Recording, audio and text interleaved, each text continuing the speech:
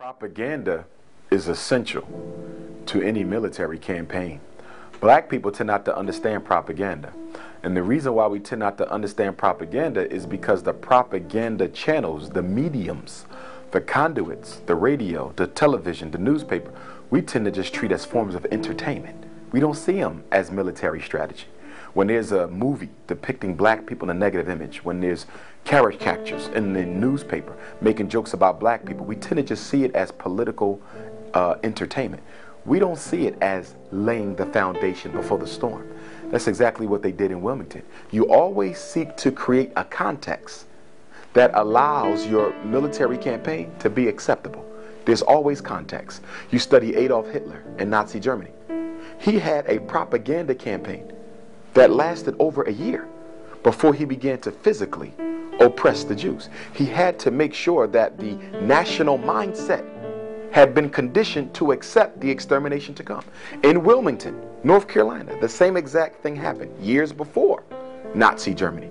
Through the magazines, through the radio, through word of mouth, through stage play, they created negative images of black people in the minds of white folk in case there were any liberals who would have been against what they were going to do.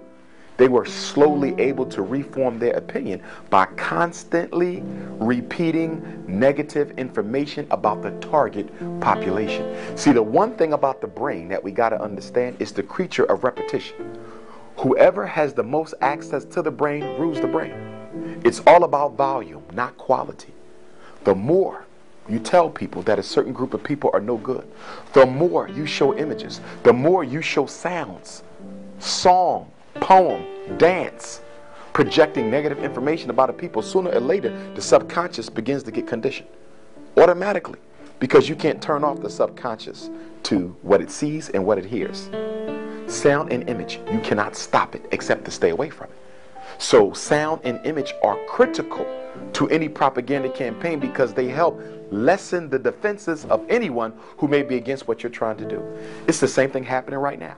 There is a direct assault on the image of the black man and woman internationally. So when mass incarceration, homicide takes place, nobody cares what's happening to black folk because they've already been conditioned to believe that these people are better off dead anyway.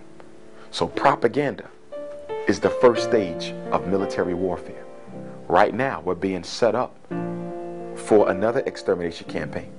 It's going to be worse than what went on in Wilmington, Tulsa, Charleston, Rosewood. It's going to be worse.